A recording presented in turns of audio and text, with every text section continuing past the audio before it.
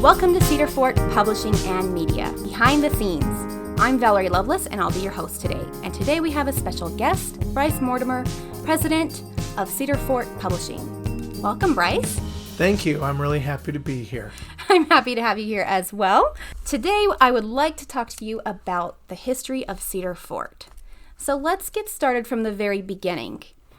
Who started Cedar Fort and why?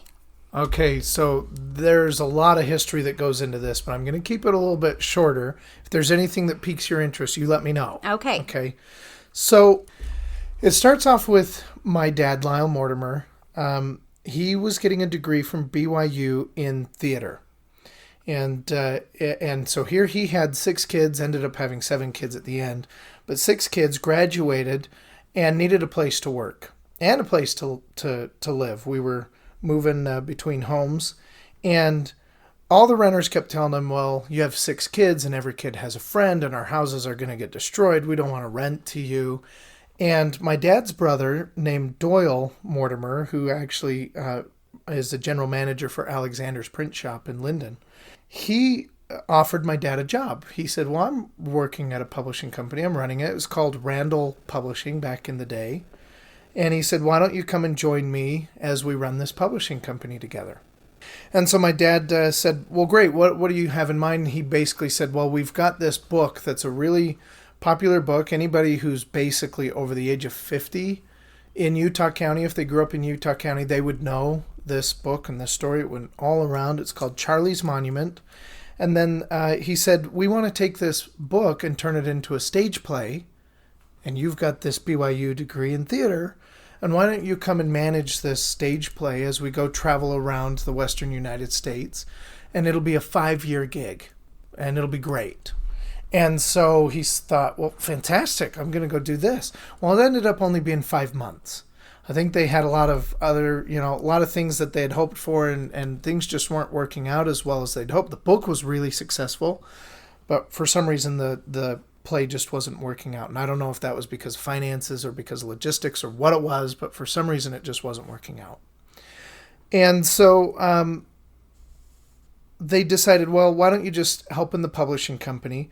And they brought on another brother as well, Dean Mortimer, who happens to be in government up in Idaho right now. And so Dean Mortimer came in and started working with the 3 brothers now. And Dean had an MBA, and the 3 brothers started working on making this business successful. They had a game that they released called Celestial Pursuit, and that was a really popular game. I mean, there's some fun stories with that where Kmart was coming after the company saying, we have to have this game on the shelves. And my dad would say, well, if you're going to have the game, then you need to make sure you're paying your bills fast. Fine, we'll do it. And, well, if we rush the job for you, we need $1 more for every fine, we'll do that. And that's one of the nice things with having a business. When you have good product, customers really come to you after that product. And this was one of those cases. And the problem was the brothers, I don't think they had everything together as far as, mentally with how do you run a business? How do we make sure that we have our profit and loss in order so that we don't overspend ourselves at a business, which is actually what they were doing. And when was this? Oh, so, yeah, this was in the early 80s. Okay. 1980s. So they had, they were paying too high royalties. They were basing royalties on retail pricing instead of wholesale pricing, which when you're a wholesaler, you only make money on the wholesale price. Meaning if an item costs $20 and you sell it to someone for 50% off, you're only making $10. Well, they were paying royalties as if they had made the $20.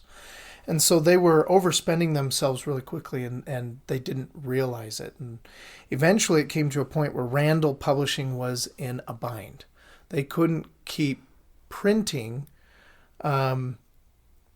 And they had some successful books like Lavelle Edwards, right? During the time, BYU had their, the football bowl that they had won that year. I think it was like sometime in the 1980s. I'm not a football buff with BYU, but Lavelle Edwards had written a book for them, which was also widely successful.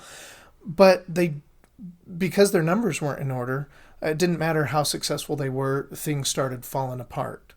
And eventually printers wouldn't wouldn't print for them because they couldn't pay the bills. And after talking with a few different attorneys and accountants, it was suggested that they start a brokering company that could get the printing jobs done. And so they started a brokering company in all of the wives' names. So in my two aunts and my mom's name. And that company was Cedar Fort Publishing. Well, at the time it was just Cedar Fort Incorporated. And Cedar Fort's job was to broker printing for Randall and for any other publishers that wanted to have printing done. And Lyle went and buckled in and started finding print jobs and started really getting familiar with the printing presses. And he would always say, it's not how you sell that makes you money, it's how you buy. If you can buy right, then you can sell the book for just about any price and you'll do okay. And so he just got really good at understanding the financials of the manufacturing of book product. And but it was a little bit too little too late. You know, the Randall still couldn't get back up onto its feet, and eventually it ended up filing bankruptcy. And at the time, Cedar Fort was nothing more than really a name on a piece of paper. Lyle was running everything out of the Randall area. And by the way, I have to just throw this in too. We didn't have a place to live when we were growing up, and so we lived in the warehouse as kids. And there were a lot of crazy stories there, living in the warehouse. My brother, we shared the building, or at least the complex, with one of those gun safe companies. One of those gun safes fell on my brother's leg, crushed it. I broke my leg while we were there. My brother, my younger brother, was on a little zip line, kind of like a dog leash thing inside the warehouse, and kind of like a little bouncy thing. And that's all he did was went back and forth on that zip line thing, which, by the way, he just finished his first marathon. So maybe that played into that. Prepared him. Yes. But, a quick question. Yeah. Back in the 80s, how were the books printed and where? What do you mean, how were they printed? What are you looking for? Were they printed overseas like they are now? Oh, no, they would have been domestic. I mean, the difference with printing then and now is you could pretty much print 10,000, 20,000 copies of anything and you could get it to sell. You know, it was just a different economy. There wasn't nearly as much that was published or printed in the United States. And I can go into that as we kind of move forward, but that's kind of some of the history and the background of the business and why Cedar Fort was started. Eventually, Randall went bankrupt. My Uncle Doyle ditched the publishing world. He just, it was way hard on him, emotionally hard on him. I'm in great contact with him, just went to lunch with him last week, and I'll always ask him questions and things about it. The market, I mean, the publishing world was a very hard part of his life. Have you talked to your dad about, since it was so difficult, what made him want to stay in this industry and stick it out? I think he realized that what's he going to do with his theater degree, right? Mm-hmm. I think he'd realized, how is he going to provide for 6 people? And he said to me, in his words, he said, I felt at that point that I had the heavens open and was downloaded information on how to run a publishing company. Wow. And so he said, those were his words. And so he went back to Doyle and said, hey, if I scratch together a little bit of money, could I buy the forklift from you and the phone system from you and see if I can run with the Cedar Fort name? And I don't know how they bought out the wives and different things, but I'll sometimes tease my dad, by the way, because he'll oftentimes say he's the founder and owner of Cedar Fort Publishing. And he never was really the owner of Cedar Fort Publishing. It was always my mom. Or my aunt with my mom, but eventually they all got out of the company until it was just my mom. And so I'll sometimes tease him and say, well, you never really were the owner. Mom really was, so nice try. And so that's always fun to tease him, but he really was the mastermind behind everything and putting it together. So Lyle eventually decided to move the company from Orem. That's where we were at the time, in this warehouse. And by the way, we only lived in the warehouse, I think, for like 6 weeks. While we were trying to find something. My parents bought a home in Springville, and there was an old roller skating rink in Springville called Park Rocher. And my dad made an offer on that roller skating rink, and then he ended up tearing up the hardwood floors and everything and turned that into our Cedar Fort warehouse. That was probably in 1989 is when we moved there. And so for most of my childhood, Cedar Fort was at 925 North Main Street in Springville. at the Park Rocher roller skating rink. And so things continued to move forward. Cedar Fort was more of a distribution company rather than a publishing company. And so we would bring in products. Authors pay for the inventory. They bring it to your distribution center. And then you have your sales team go out and sell the product. And then you'll ship the product. And then you pay. You'll typically split the earnings with the author. And the author has risk because they purchased the inventory. And you're paying for the warehouse and for the staff that's managing that inventory. And my dad really saw the opportunity in publishing that, hey, I think we can do so much more and really help authors if we were to kind of take on more of the risk and be that publishing house rather than just the distribution company. Well, at the time we had about 5 employees. Lyle did, Cedar Fort did. And one day it was around 1994, my dad comes to work and none of the employees come to work. All of them had just gone. And he didn't know why, but come to find out, they had left and started a competing distribution company. And that company actually survived all the way up until just recently after the recession. It finally fell apart. And in fact, most publishing companies do. It's a really difficult business. Publishing is a very difficult business, low margins, and you really have to be good with your numbers if you're going to succeed in the business. And you can see that if you look in the LDS marketplace, so many publishing companies that come into the publishing space eventually fade right back out of the publishing space. Well, this distribution company kind of did that same thing. They survived for maybe 15 years or so. But when they finally fell apart, I ended up looking at one of their contracts, and it was the exact same Cedar Fort contract back in 1993. And you can't do that in business. You have to change. You have to look at what's changing in your environment, how the laws are changing, how do you protect yourself and the authors who are working with you. And so that was kind of just a telltale sign to say, well, no wonder why they were going out of business, because they weren't being creative or innovative with the things that they needed to do. But going back to that time in 1994, there was a product that we had that really, really did well. It's called scripture stickers. And my understanding of that story is they wanted my dad to sign an agreement that if they left to another company to distribute with them, he wouldn't create a competing product. And he thought, well, why would I ever do that? And it didn't make any sense at the time. But come to find out, the employees who left and started their own business, they took scripture stickers with them. And that started off some lawsuits that ended up, Cedar Fort won because we didn't break the law. And then they, appealed them and took it to the Supreme Court of Utah. And again, Cedar Fort won on those. But those types of things are headaches when you have to deal with those, legalities and the issues of products. But here were these employees who then all left, and also left with our product that was making 40% of the revenue at the time. So it was a big chunk of the business. And the business just really tripped over itself, kind of fell apart. It was a really hard time. By 1997, 3 years later, I remember that was a really tough time for my family. And I would hear my parents arguing about bankrupting the company, whether they should or shouldn't bankrupt Cedar Fort.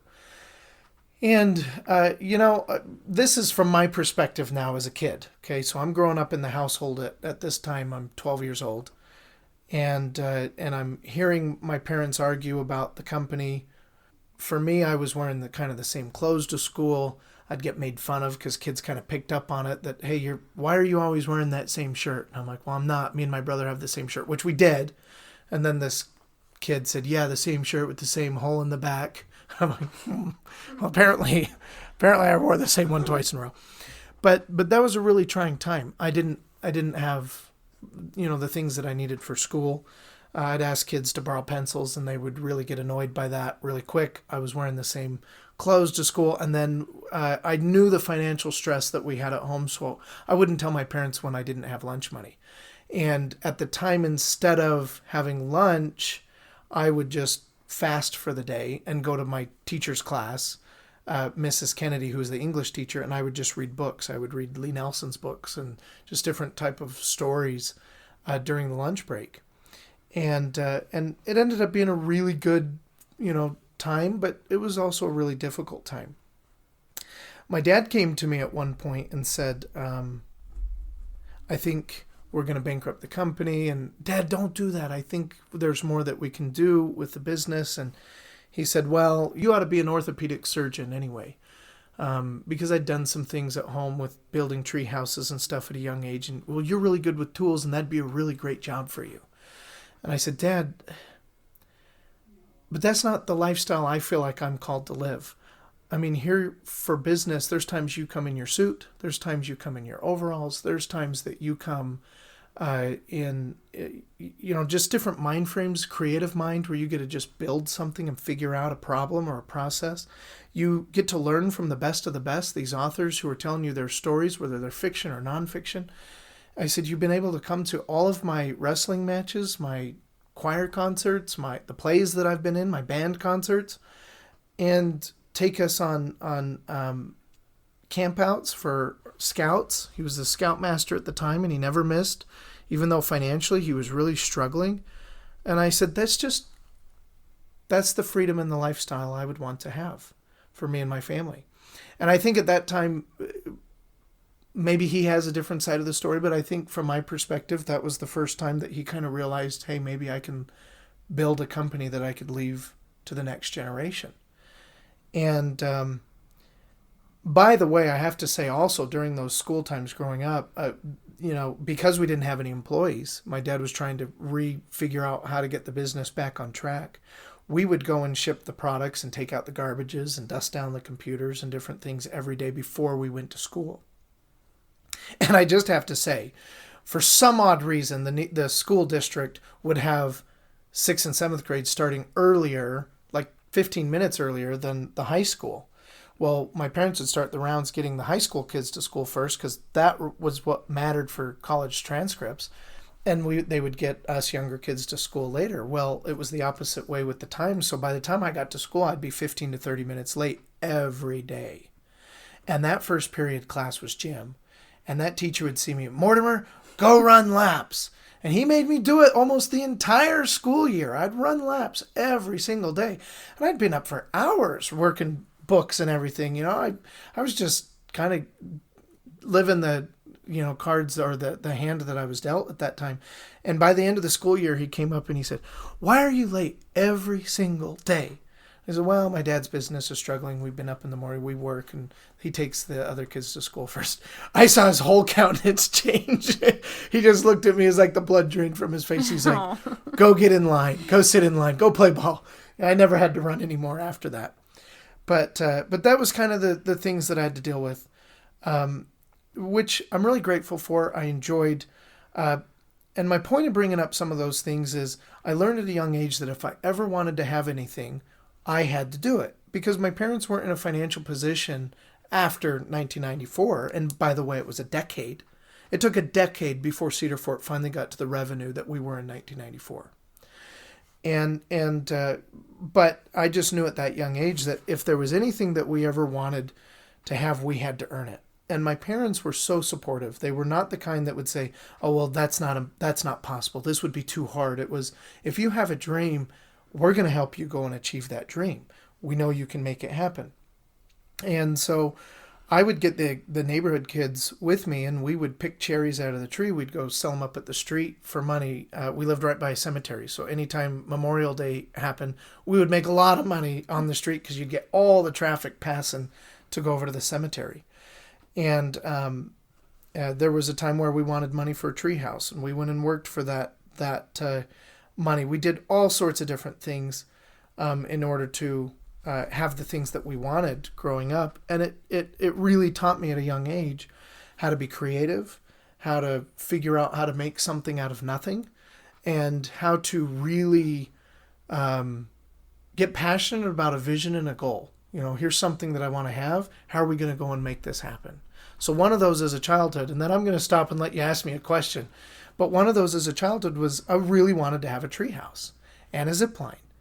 And I didn't know how I was going to do it. How can I get the lumber for it? And so in school, we were making these balsa wood, bridges out of balsa wood where you could put pressure on them and see how much weight they hold. And I ordered some extra balsa wood, and I ended up designing a tree house and building it out of this wood to scale. It was just a little small guy, but if a 3-inch piece, a 3-inch piece of the wood would represent a 6-foot 2x4. And so I was able to take that model and count up all the lengths of 2x4 that I would need. And I called down to Ace True Value there in Springville and said, oh, how much would this be if I needed this much? And what's tax? And they came up with like $75. And I thought, well, how am I going to earn $75? And I don't know how the heck I'm going to do this. And then I thought, well, what does plywood cost? Because we got to cover it. I don't just want the sticks up in the tree. And so we looked in the plywood, and it was like $26 a sheet, a 4x8 sheet. And I needed like 8 of those. I thought, there's no way. And so the kids and I, the neighborhood kids and I, we worked together to come up with some ideas. We sewed some beanbag warmers that I was actually sewing on Sunday, and my mom caught me sewing them on Sunday, and she's like, you're not supposed to be doing work on Sunday. And I'm like, well, what's the big deal? And she's like, everything you sew you have to undo with your teeth in heaven. I'm like, what? So I looked over at this pile of beanbags I'd sewed. Like, I got a lot of unstitching to do with my teeth. But that taught me not to do things on Sunday. But we took those beanbags, kind of like heat pad stuff you could put in the freezer or in the microwave, that the neighbors could use, and we sold them for $10 each. And eventually we made like $75 to cover the sticks, the 2x4s. But what were we going to do for this other sheets of plywood? Well, we ended up calling up a construction company and said, is there any work we can do for you? And they said, yeah, we need our gutters cleaned and different things. If you guys come work all day for this, then we'll let you have access to our boneyard. We thought, fantastic. So we went with some shovels and a wheelbarrow and started working all of that out. Went over, worked all day. It was right in the middle of summer. It was super hot, and the weeds were way deep down, so they were hard to scrape out. And in my mind, I'm thinking, is this even worth it? I don't know if this is even worth it. But we stuck to it all day. And then Bernard put us into his truck, drove us to their boneyard, and he said, what do you want? And there was all this excess construction stuff. And I was like, wow, we want all this plywood right here. And so he puts his gloves on, he goes over and he starts loading it into the truck for us. He ends up going, where do you guys live? So, okay, go over here. We show him where we live. And also my parents are in the house. And being a parent myself now, I think back what they must have been thinking when they hear beep, beep, beep, beep. And here I am, a 14-year-old boy backing up this construction truck onto the back property. And he's emptying out all the 2x4s. And the 2x4s were there, but emptying out all the plywood. And my dad comes out and he's like, what in the world is going on? Well, Dad, I want to build this tree house. Where are you wanting to build a tree house? Right there on top of the shed. You can see where I mangled all the pine trees. And sure enough, he looks up and sees that I've destroyed his pine trees to create some space for this tree house. And he says, well, what's it going to look like? And I pull out this model. And he just said, well, let's build it. That was the type of childhood that me and my siblings had. If we had a vision, my parents were there to support us, and we built it. And I remember those next few days getting up early, sleeping out on the trampoline, my dad waking me up saying, hey, do you want to go work on your tree house? And going out there and building it and just making that come true. We built a zip line that went out of the tree house and ended up building a big swing, all of which I charged the neighborhood kids. The other ones who didn't help us raise money, I charged them to use the facilities there to help us upkeep and maintain our things. But that was the type of childhood that we had. That really, I tie a lot of that to the business, because the business made it so that we didn't have the resources to kind of have things handed to us. We really had to work for them. And that's where I really started that beginning of the entrepreneurial mind and how we were going to make things out of nothing. So when did you take over Cedar Fort?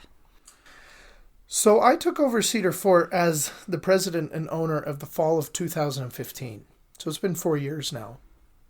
And business is tough. I mean, I have a lot more respect for, what my dad had to deal with. A publishing business is tough in general. A publishing business is that much harder because you're working with slim margins. You have to have portions that go to the creators of the product of your margins that kick back out to them. And if your overhead isn't in control, I mean, you can really outspend yourself very, very quickly. So I took over in 4 years ago. What's Lyle doing now? He is on a mission where he served as a young missionary called the island of Niue. It's a Pacific island about 2,000 miles east of New Zealand. So his mission is called, he's part of the New Zealand Auckland mission, even though he's 2,000 miles away from that, in the middle of the ocean. It's the island, the whole island of Niue is about the size of Utah Lake. So it's really not that big. And he spent the majority of his young mission there. And now he and my mom are there serving. And I'm actually pretty excited because me and some of my siblings and our wives are going to head out there this Thanksgiving and see if we can have Thanksgiving with them. So we'll be able to see what it looks like and kind of what that islander life is like a little bit, and hopefully kind of come back with a fresh mind ready for work afterwards. So let's talk about some of the changes that have happened in publishing recently with digital publishing. Oh, there's a lot of changes. I mean, that's definitely had to impact the business. And so when did you first see that starting to change? Well, I want to back up just a little bit because the changes, to be clear, always happen in business. Like I said at the beginning. But publishing stayed the same for a really long time. Well, yes and no. So, like I said at the beginning, back in the day, you used to be able to print 10,000, 20,000 of a book. You're going to get placement. You're going to sell it. By the way, in 1997, my dad reached out to an author named Lee Nelson and said, hey, I want you to write a book. He was a fiction author. He said, I want you to write a book about near-death experiences. And Lee Nelson decided, sure, I'll write a book about near-death experiences, but I don't know who I'm going to find. Anyway, long story short, they ended up selling lots of those books, and Lee Nelson ended up becoming a part owner of Cedar Fort. So that's crucial to understand because he was one of the heads that was really, really healthy for my dad, a good help, a good partner for my dad because they would bounce ideas off of each other. And Cedar Fort wouldn't be Cedar Fort without Lee Nelson. And so that's crucial to get into that. But my point is, all of the changes of the company, I mean, it was 15 years ago, in the entire United States, there would be 700,000 books, print books published in a year. Today, there's over 2.1 million print books published. And a lot of that has to do with self-publishing.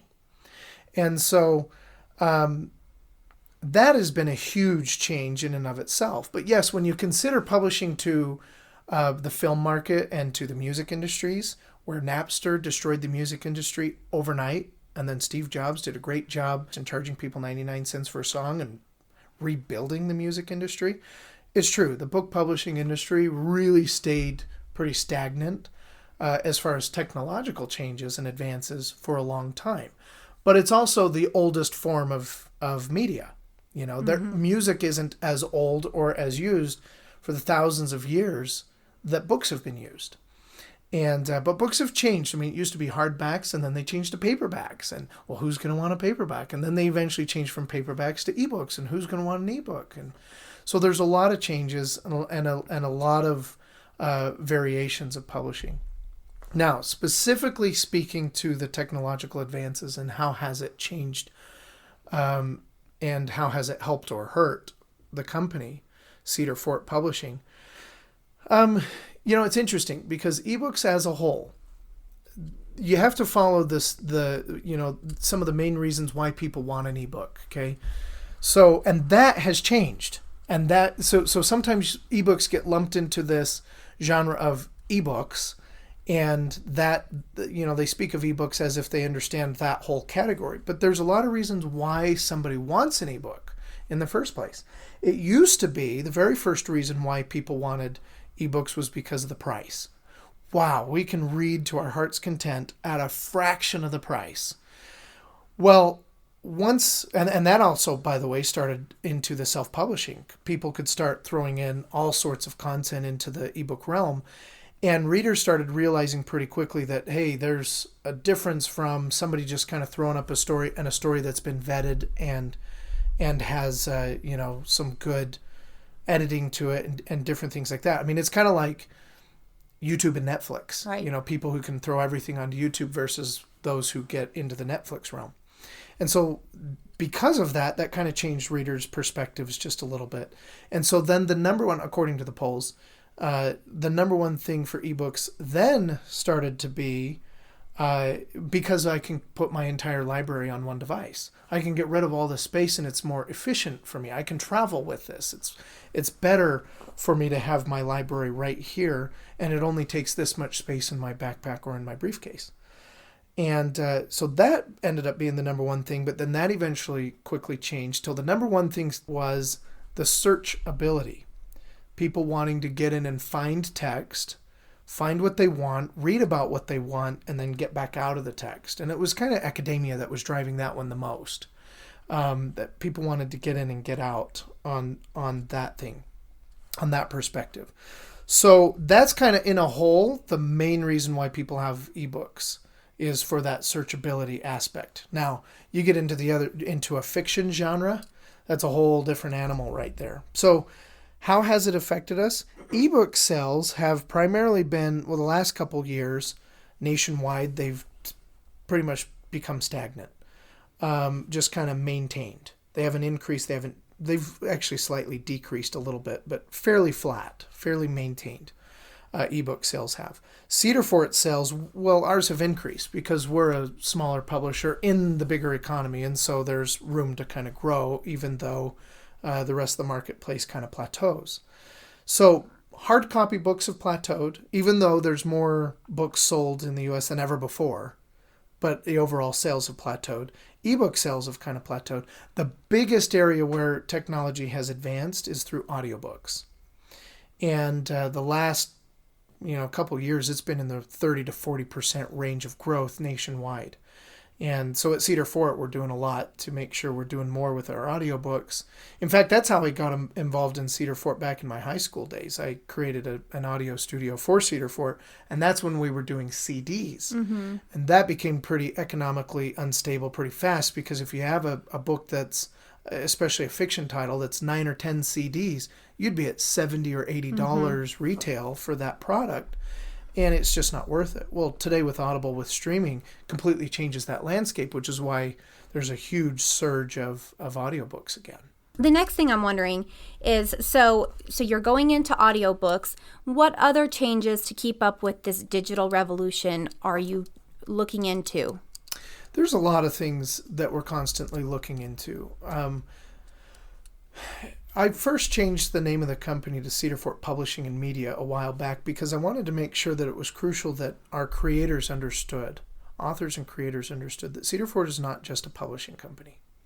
Publishing, by the way, has a wide, that could be a wide range of the type of products that you're representing. I mean, we talk about publishing on YouTube all the time and publishing physical books. So publishing is kind of a wide generic term that can be used. But I wanted to make sure we changed the company from just a book focus to books and media. So I really like to look at the company as we're storytellers, we're educators, and we're entertainers. So storytellers is kind of the broad umbrella, and then that breaks into, at the end of the day, who is Cedar Fort? We're storytellers and we're educators. Well, that's crucial to help us understand what's the vision and what's the mission of the company. If book sales are continuing to change, then how do we continue to get our stories, our education, and our entertainment into the hands of people in a way that they want to consume that data? Do they want to consume it in a text? Do they want to consume it through an audiobook? Do they want to consume it in an ebook or whatever? Do they want to consume it in a film? What do we do? So what are some of the things we're doing? Well, one of them is we want to make sure that we streamline all those areas that I just talked about. But text probably piqued some people's interest. Like, what do you mean here? We've got a couple things that we're looking at right now with a couple companies where we can take right now books that are narratives, so typically your fiction books where there's dialogue going back and forth, and looking into working with a company to putting those into a text thread so that you can have a dialogue in a text thread.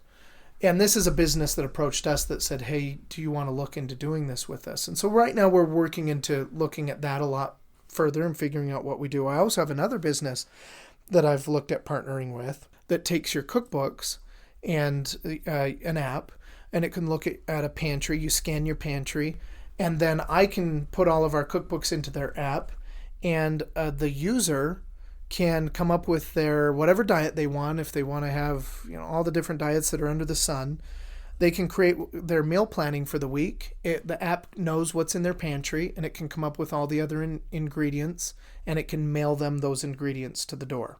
So for a cookbook world, that's one of the things we're looking at doing, which will definitely be a change.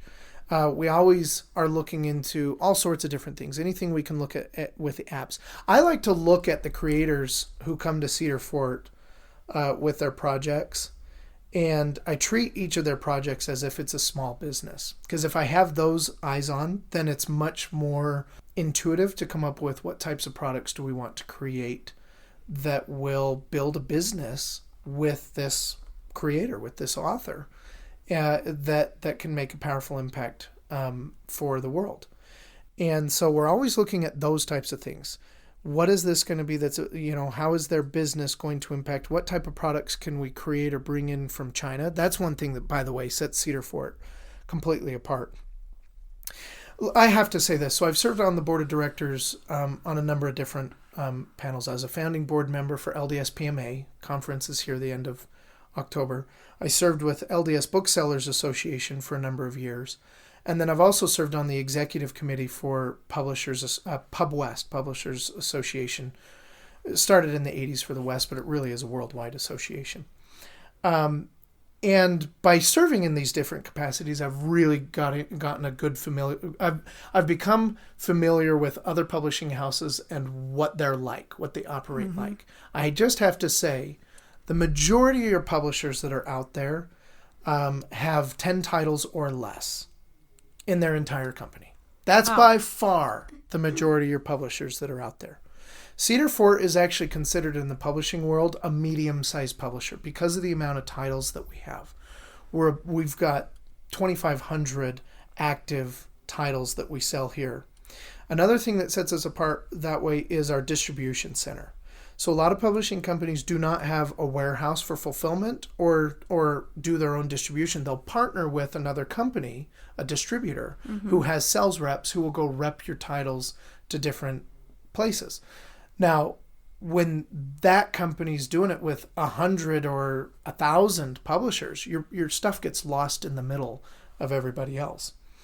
And so those are some of the things that have set Cedar Fort apart in those ways that make it different for us. Now, my point of bringing that up is one of the other things that have set us apart is our ability to go to China or to go overseas and develop products that can support our authors' products. Some of those things would be, we had a book that was called Holy Ghost is Like a Blanket. Well, we created a mink blanket that would sell with the product. We had another one where we had certain cookie cutters for a cookie book.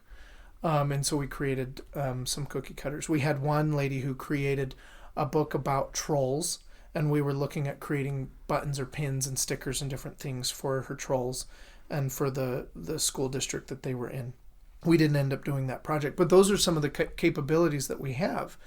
And so when you ask the question of what are we doing to continue to move the company forward, that's kind of the lens I look at everything with. Now, what I want to do longer term that we're working on is developing an app where we can put a library of all of our books together, all of our audiobooks together, as well as start creating video content on the app. And at first, I'm not going to start with feature film type content, stuff you'd find on Netflix, but I want to start with just, for instance, how-tos. We're one of the top publishers for Dutch oven books. So I could use a Dutch oven author, how to create this. In fact, one of our authors beat Gordon Ramsay at the LA thing, took the world title. And Gordon Ramsay came up and swore at him and said, what ticks me off the most is that you just don't have a restaurant. How could you beat me and you don't even have a restaurant? When it comes to the stuff that are based on faith, being able to have things that can support the LDS Faith's Come Follow Me program. So you can have David Ridges or Al Caraway or Alonzo Gaskill or any of the other authors who write about doctrinal topics and have them give 10-minute lessons or things that can be able to aid families who are at home and say, well, what are we going to do to do this Come Follow Me with our family that's on all different age levels? Well, we can watch 5 minutes of this and 5 minutes of that and feel like we're getting our spiritual uplift. So that's one of the things that I want to do here in the near future is create that app that will be able to help us and also continue to move into the subscription world. One thing that sets a publishing company apart from many other from many other businesses in general, is that you have and own and control intellectual property. That's what the authors are signing over to a publishing company. Well, when you have intellectual property, you have a lot more stability in the marketplace and in the economy than just a typical other business. I'll give you an example. One of the biggest disruptors over the last 15 years has been Amazon.com. They control so much of the marketplace. Well, if you go look in my office right now, you could find a paper shredder that on it says Amazon Basics. So what happens is Amazon sees, oh, hey, that we sell a lot of paper shredders. Let's get rid of the middleman. We're going to go direct and sell these paper shredders ourselves. We don't need to work with a middleman. Well, when you own intellectual property, like what we have, they can't compete with that the exact same way. They can't just come and take over your products. They have to work with you. Hence the Kindle app and Audible. They have to find ways to work with these industries because the intellectual property is in contract and protected, that they can't just rip it off. And so that creates a lot of powerful opportunities for publishers if they have the right mindset. If you can look at the industry and the business, the world, and say, hey, there's a lot of opportunity for us. How are we going to take this storytelling, this education, and this entertainment and portray it into a way that our consumers are going to want it and share it with other people? So what are your goals with this company? Your ultimate goal, not your day-to-day goals, not your 5-year goal. What is your big goal? Well, when you kind of push it to a broad vision like that, it kind of turns into spiritual eyes for me, because nothing is for sure in this world, in the temporal world. And so when you look at the bigger view, what is it? I get passionate about how we help people for good. And that can happen with our fiction, our cookbooks, with our doctrinal stuff. It can happen with everything we publish. I'll give you an example. So most people forget about publishers. If they want to thank an author, it's like asking the average person about Harry Potter. Everybody, it's a household name. Everybody knows Harry Potter. But if you ask who's the author, most people know who that is. If you ask who's the publisher, almost nobody knows who that is. Nobody cares. And so when we get feedback from the public, it just shows you how much it's actually impacted the public. And we get those letters actually a decent amount, a decent amount of letters. We'll have people who will write us and say, this book saved my life. For instance, we had a fiction books. It was a series. And the parents wrote us a letter and said, these books saved our son's life. He was going to commit suicide, but because of this and the way this told a story, for some reason, pulled him out of it. And now he's living a healthy life. And we owe our son's life to the publishing company, and obviously to the author and everything else. But that letter was specifically to us at that time. Powerful impact. I had another time where I had an event here at the business. I invited a YouTuber. And I said, I got to know him, and I invited him to a ward activity. We were having a street party with food, and I said, well, come with us and eat. And I was just talking to him about what his goals and visions were in his YouTubing business. And he kind of just talked about how he always wanted to have a Mormon wife. And I said, why do you want to have a Mormon wife? And for some reason, he liked the idea of a Mormon wife and a big family. He said, because I've always seen these big families come out of Mormons. And there's something that draws me to that. And I said, well, tell me about your background. He said, well, I have a whole bunch of Catholics. We're a big, strong family in Catholicism, like active Catholicism in today's age. And I said, well, I have a book for you. It was called Catholic Roots, Mormon Harvest. So as I brought him back to the building, I gave him that book. And it was 2 months later that he wrote me about his baptismal date that he had out in California. The missionaries had taught him and different things like that. So when you ask about what is the actual goal, and I have to strip away all the temporal things from that because it's hard to really tie down temporal things to a long-term vision. And I look at that with my spiritual eyes, and I just look at the ripple effects that we can have through the eternities.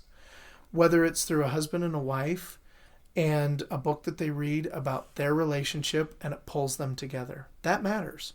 Or a parent or a single parent and how they're going to raise their children. And the books that they receive from us and our authors, that matters. There aren't a lot of companies that really can claim that what they do can reach into the eternities. I oftentimes give a hard time on pest control, though I love pest control and I maybe would love to own a company one day, a pest control company one day. But those are one of those where it just doesn't matter. That goes with the dust of the world. It's not necessarily going to have, might not have an eternal effect. But a lot of what Cedar Fort does really and truly has an eternal ripple effect. And I think when you look at everything we've sold, the history of the company, and when you consider that impact on the world over that history of time, over the 30 years that the company's been in business, it's just a huge, huge impact in the world. And I know over the history of the company, we've received scads and scads of money when you add all that together. And that's how one of the ways I measure the money is how you measure your effectiveness in that vision. How well are we making a positive impact in the world? Well, you have to have the money to be able to continue to do your vision. And so that's one of the ways that I can measure that by. So with that said, how do you decide personally or as a company, how do you decide which books that you want to take on? Well, everything is brought to my desk at the end of the day. So I have the final veto power, but it runs through a whole bunch of processes before it finally makes it to my desk. So typically we'll have a series of readers who will read the product, whatever it is, whatever genre it is. We'll look into the creator's background. What type of a following do they have? What type of an impact do they have? Because it's a lot easier on a publisher in today's day and age. The standard in publishing today is that you use the author's marketing, the publisher's production and distribution and fulfillment in order to create kind of a marriage between author and publisher. And so looking at that author's background and influence is a big deal. But we're also trying to take what our background and say, well, how can we improve upon that as well? So it's not always the author's influence and background. Sometimes I'll just look through my history. I mean, my first check from the company was in 1993. I'm very familiar with the products that we move through the company and the sales of those products and what type of products moved and the seasonality of them and why did they move and so I'll use that background, that kind of intuitive background from experience, and use that when something comes across my desk to say, okay, is this type of book that I think will do well? Is this the type of author that I think will want to continue to work with us long term? Or is this an author that has a different motive? They want us to publish for some other reason. We always want to try to find authors who want to work with us over and over and over again. And we have those authors, and we want to continue to find those authors because it's hard. Like I said, the publishing world is very, very difficult, and it's harder and harder and harder for authors to find their voice in the marketplace. And when we can use their efforts and our efforts and start to find the marketplace, and we can continue to build upon that, it creates a whole world where now we don't have to rely on Bryce's experience. Now we get to rely, because I don't like to be the gatekeeper, to be very clear. I have to be the gatekeeper because I have to protect the investments of the company. But I don't like to be. If I had everything my way, I would open the gates and say, let's let the public decide and see, what they like. And so when you're working with an author and you see that the public is liking what they have, those are the best because now you have an audience where you can do research and development with them. What type of book would you like us to do next? Or I'm thinking of developing this character, and you can see the excitement of the audiences, their responses of yes, they want to do it, or no, they don't want to do it. And that helps us with our investments. So we can start to see, okay, this audience can now speak for itself. I don't have to be the gatekeeper anymore. So that's kind of an overview, nutshell way of saying how do we do it. That would kind of be the 5-minute pitch on it. So you have to rely on your employees quite a bit then to bring you this content in the first place. How do you choose the right employees to handle this? Well, first of all, we dramatically rely on employees. It's crucial that the employees understand the marketplace, that they get familiar with publishing. Publishing is a very unique marketplace. Unique industry. And so it's crucial that people come in and understand the marketplace to the best of their ability. And of course, what I did skip over is our readers then go to the sales team right away. Our actual screeners for products are on the sales team. The readers are the beginning of the pipeline of the company, and the sales team is the end of the pipeline. And we put those two pieces in the same department because they have to be able to communicate regularly to know what's working and what's not working. So yes, we dramatically rely on employees. So how do we hire employees? One thing, it's very difficult. One of the very best, as I ask people across the industry, how do you find good employees? They say you recycle, recycle, recycle until you find one you like. And my goal is to not recycle. I like to try to stick with people as much as we can. And that's, by the way, a big change from Cedar Fort in my vision. We're right next to two universities. It's a great opportunity for us with our intern programs. People come in and intern, and then we hire out of that interning pool. And then typically as people's lives develop, they'll then move on to another place. Well, I want to try to keep turnover as low as possible. And so what we've done is we've actually downsized some of our employee count and contracted employees. Said, hey, well, we want to have editors who work from home so that they can be the stay-at-home mom or dad or do whatever they want to do with their kids and have just a little bit more flexibility. And so that I don't have to have those people full-time into the business, but let's let them work from home. But then let's start to, having our communication with our authors with one or two people in-house, and then the rest are external that we're communicating with. And so that's one of the things that I've done in hiring is kind of change that process, where we don't have as much of a head count with our editors and our production team because we really want to work with people outside, which if you're listening and you want to intern, that's the only way you're going to be working with Cedar Fort is we want to try before we buy, in essence. You have to come in, get familiar with the company through an internship.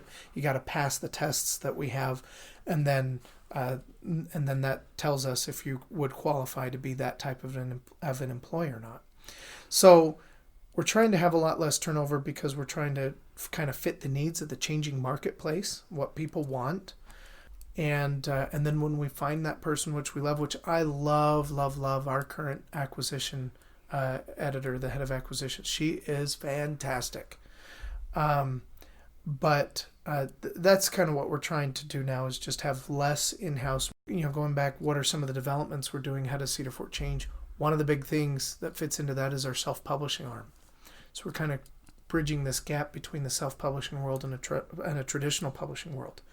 How do you use a traditional publisher who's been there and gets it on thousands of projects and use that into the self-publishing world? And that's something that we're developing right now. In fact, our first test will be the end of October, beginning of November. Those 2 weeks is where we're starting our tests and continuing to develop that model.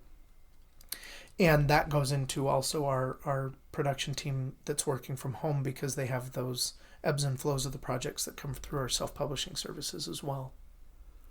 So have you ever worked anywhere else before? Yeah, I've worked at a few different places. I mean, Cedar Fort was obviously the backbone of everything. I've always worked at Cedar Fort, but my first job outside of Cedar Fort was Subway. And I worked there for 9 months or so while I was in high school. Loved it. I then ended up working in a pharmacy and enjoyed that. Like a pharmacy tech? No, I didn't work as a pharmacy tech. I would go and deliver some of the pharmaceutical products to the rest homes that were around. Okay. And so I ended up becoming kind of a delivery person, a drug dealer, if you will. And that was also during high school. When I first came back from my mission, I started a company with websites for the LDS community. And it was just too little too late, but it did well for what we had. I mean, it still exists today. We create author websites with it. Those were the main areas. I don't know if I've worked anywhere outside of those areas. I've consulted a lot of businesses. If people come and say, hey, can you help look into this? Because a business of our size, you really network with a lot of good people. When you're working with authors who are really experts in their fields, you get really well connected. And so you get a little bit of information from everybody that you come in contact with. And so that has helped me in consulting different places. And I think that's the background there. Well, I've worked in enough places to know that every company has a culture to it. And I am a firm believer that that culture trickles down from the very top. Whoever, no matter how far away from the CEO you are going to be affected by his attitude and his personality and his work ethic. And what I've found here at Cedar Fort is you have an incredible work culture here. Incredible. It's one of the best places I've ever been. I love it. That's nice of you to say that, and I appreciate that. It's interesting you say that because it's true. Every individual has their own team. Every owner has their own team, and that transition from my dad's team to my team has been quite a transition. It's been difficult because when I first took over the company, it's hard because these are my dad's employees.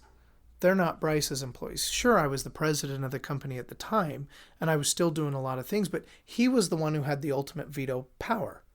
And if I did something that he didn't like, he had that veto power, which it wasn't like that. He really was very supportive. He gets technology. He's very bright. He's very good when it comes to technology. As a 70-year-old and his wealth of knowledge with computers, it's amazing. He's very, very good for his demographic.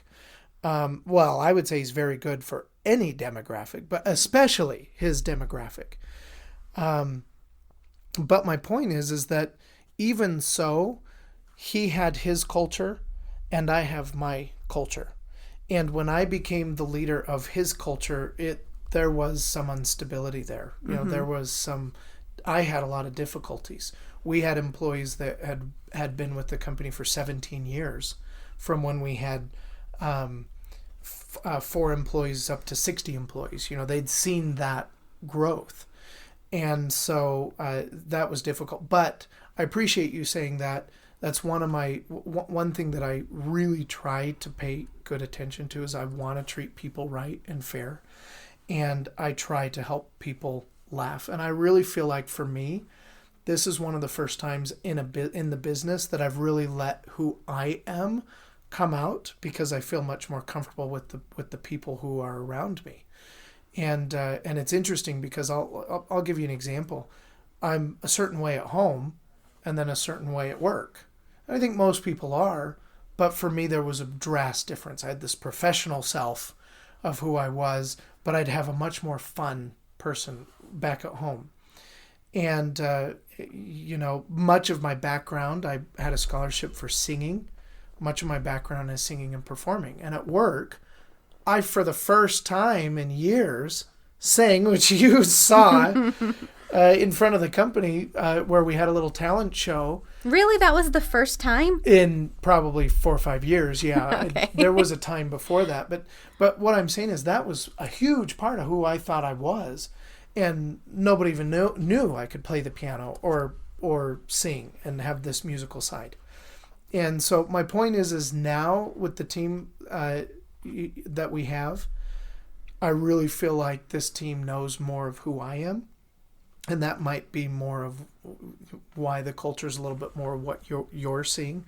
But I really feel like I have a lot more fun when I come to work. I can actually laugh and joke and be who I am in front of people and not feel like they're going to judge me for saying, oh, well, he shouldn't be laughing because he's the president of a publishing company. He needs to be much more buttoned up in these ways and act that office. And so I think that has been enjoyable. So I that makes me happy that you say that. So thank you for saying that. And I want the culture to continue that way. What was your position here before your dad left? So, okay, I'll just say all the positions I've had. Why don't we do that? That might be interesting. That'll work. So when I was younger, started off with me helping build offices. We would put up 2x4s and sheetrock, and we'd do that. And I did that at a very young age. Started on doing that. Shipping and cleaning out the trash. When we were kids, my dad would say, the dumpster would have all these little individual peanuts the size of quarters that would blow out of the dumpster, and they'd be everywhere. And my dad would say, I want you guys to have this clean by noon. And my older brother, he'd come up with all these things to get me and my younger brother to be his slaves and do everything he wanted us to do for him. And he'd come up with these games and different things, and eventually he would, my dad had come back at noon and nothing had happened. Nothing had happened. And he would say, well, go find me a willow on that tree, and he would spank us. We deserved it. I'm okay with spanking when I was a kid. I don't spank my own kids or anyone who's listening. But so that was some of the things we did. I then started really getting into the IT stuff, looking at what software systems we use at Cedar Fort. I did the audio engineering, became the engineer for Cedar Fort, and turned that over to somebody when I went on my mission. When I came back from my mission, the first thing I did was marketing. I got into the publicity side of Cedar Fort and started learning at what worked and didn't work at that time. And then I moved into a sales position, started working with the sales teams. And I've had various different sales positions. I've been the director of sales. I've been just a salesperson at different times. I ended up being a vice president to my dad. I ended up becoming the president, and we had a vice president who was somebody else. And then when I took the company over, I'm still the president, and now it's just president and owner and CEO. But I just call myself the president. You mean when you took it over from your mom? From my mom, yes. Yeah. And it's always fun to then say, my mom will often say, well, Lyle, I own the business. I always have. And then we'll say, so Mom, how many titles do we have? And ask her any of the questions. And she'd sometimes draw the blanks, like, well, I don't know. But it was really fun. I love Mom and Dad. They definitely played a crucial part in the business. Mom, you have to be a wonderful wife and mother to support an entrepreneur who goes through what you go through in any business, but especially the publishing business. And her role as a supporter and doing those types of things for my dad has been, wonderful. So you don't have any siblings involved? Everybody, I think for the most part, everybody hated the business. I think because we were forced to come work it, we didn't like it. My dad was always of the attitude, you come home from school, you go to work. And, well, I don't want to come to work. And you'd say, well, you have to have a job somewhere. I don't care where it is. It's got to be somewhere. And I think a lot of the siblings, just because we had to get up early in the mornings and run the business, we don't like Cedar Fort. We don't want to be there because we have to be there. I think at the same time, though, we all have a very a fondness of the company, a bond to the company, and a love for the company in sentimental ways. And I think everybody wants to see it succeed. All of the siblings want to see it grow and move to the next levels. I just don't think everybody wanted to do the day-to-day, be involved in the day-to-day. Are any of them authors or anything? Yes, actually. I do have a brother who wrote a book called As a Man Thinketh, and it was a book that he expounded upon Robert Allen's book of As a Man Thinketh, but he expounded on it and added into it. That brother is a life coach and does really, really well in that area of teaching people how to overcome their doubting thoughts or their fears, and that's kind of what he wrote the book on, that he uses in his place of business. And he's been there 15 years, ended up being one of the owners there in his business. But yeah, he's an author. I wouldn't necessarily say everybody could be an author. My youngest sister wants to publish children's books. She's an elementary school teacher. She'll probably publish something here soon. My wife could be an author. She's very, very well spoken. I mean, when you talk about who should be the publisher, it really should be her, because I'm really not that. I don't have the strengths in English and that background as well as I would like it to be. My background is much more in just business and entrepreneurship in general. But my wife is well spoken and is well read, and she could be a great author too. I think any of them really could be if they wanted to, but I think those are kind of the ones that raise to the top there. Well, thanks for chatting with me today. What is it that you want to leave people with? I think what I would want to leave people with is to help them understand that Cedar Fort is here to stay. Cedar Fort is here to continue to make a positive impact in the world. We want to continue to work with fantastic authors, and I've worked with many wonderful, wonderful authors. I love working and learning from people who have the ability to write and to create good content. I just want to make sure that the employees and the team of Cedar Fort know and recognize that I'm extremely appreciative of what they do. Being at the head of a business can be stressful, can keep you up at night. You worry about a lot of the issues in business and some of the things that aren't as good as they should be. And when you have good employees who come in and take the bull by the horns and they just start making things happen, I mean, you do whatever you can to reward and to keep people like that working for you.